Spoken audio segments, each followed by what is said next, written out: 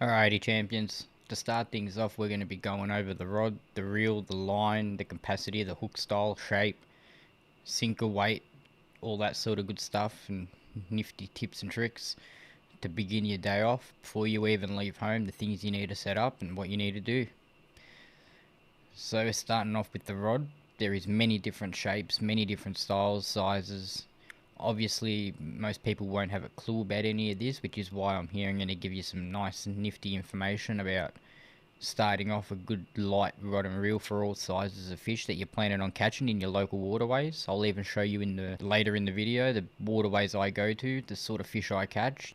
So with the rod, I'm going to start off with a 2 to 4 kilo carbon fiber graphite, preferably not fiberglass unless you're going just for bait, but I generally tend to flick a lot of lures and I like my little bit of backbone and stiffness behind my light rods so I can put some hurt on the fish and bring them in, especially ran with my 8 to 10 pound braided fishing line. Depending on how skilled you are, you could minimize that even more if you want to go finesse. 4 to 6 pound should be fine, but it will break easier. So for a newbie coming into fishing, 10 pound to 12 would be my rated poundage, but then from there you're also going to need to learn tying knots from braid to mono or fluorocarbon, braided fishing line to fluorocarbon, or braided fishing line to monofilament.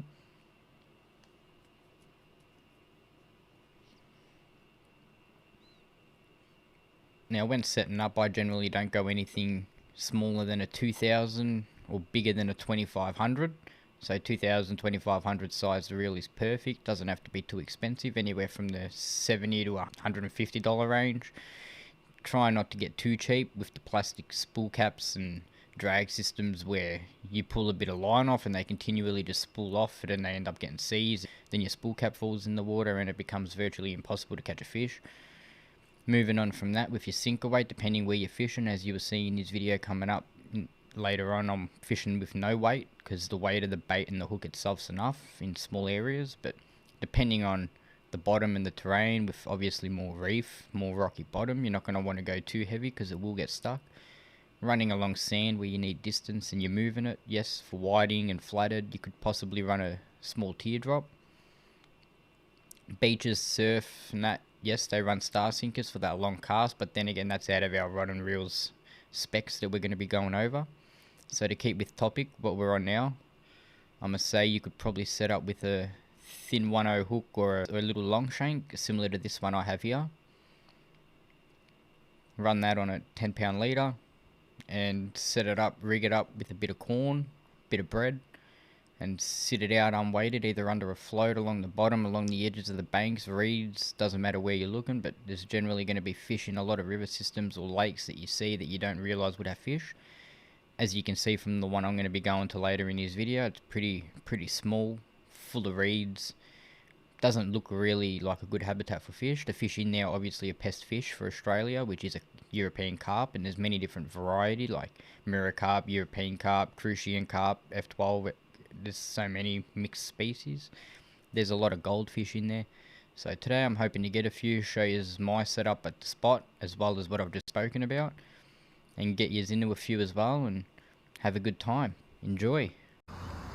Well guys, we're here. Champs here, mate, ready to get it. Sorry about the quality of the sound. It's a waterproof camera. It's about all I got at the moment. But we're out here, I'll show you what it looks like. It's not the best looking. Got both of my rods here, ready to go. Got the bait and the Century.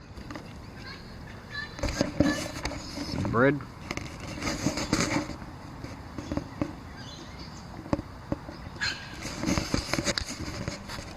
So yeah, as you see, the sun's out, ready to get some bread on. Got a couple rods set up. I've got a graphite, and I've also got a fiberglass. So we'll see what happens.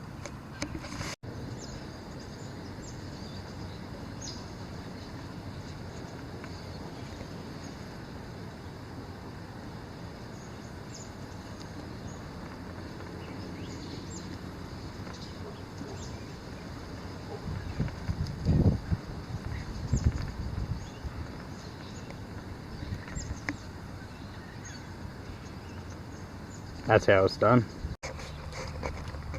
Alright guys, we've got a couple rods out. See what happens. I've got one out with a floater, one out unweighted, both with bread, just up against the reeds pretty much, or near them. Usually pretty productive around this area. I'll keep you updated and try and get a good bit of video of the floater getting eaten, so you know what to look for. Hopefully I've showed you how I put the bread on already. But yeah, let's get a few, get into them. Well guys, we've got the rods out, we're set up. I'm gonna be burleying. What I got here is a bit of bread. I've just crumbed it up into like little balls. Compact it up into a nice ball that's full of little balls. And then all you need to do is just get a handful of that out every so often. If the fish aren't biting, it will definitely get them on. And I'll show you how much I'm putting out. That's about it. You don't want it too far from your baits.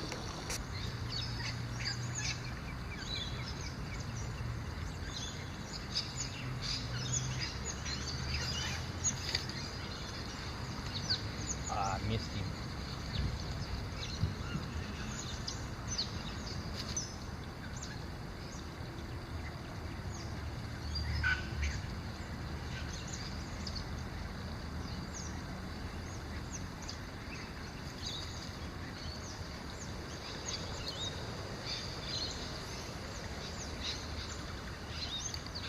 That's the spot.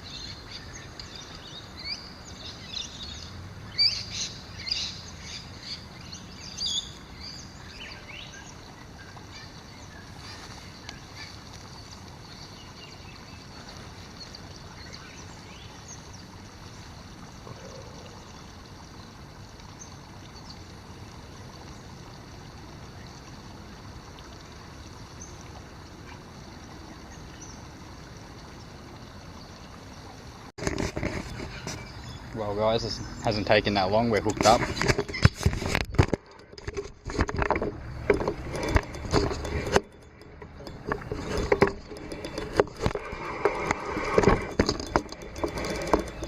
He's a good fish.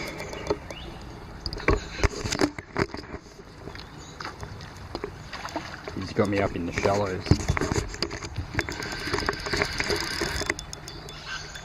There he is. Doing it all on my own.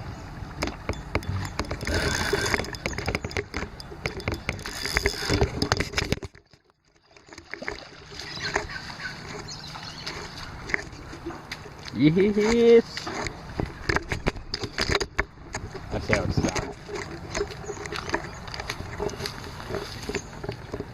Boy, come here.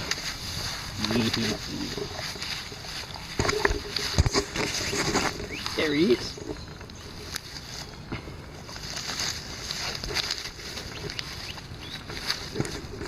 There he is. Get him sorted and I'll get back to you.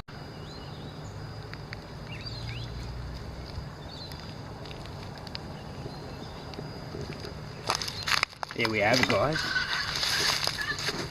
On the little 2500 spin rod and reel. Just shows that a bit of bread, unweighted hook, bit of thin line. Even an amateur can come and do this. Just under 53 centimeters.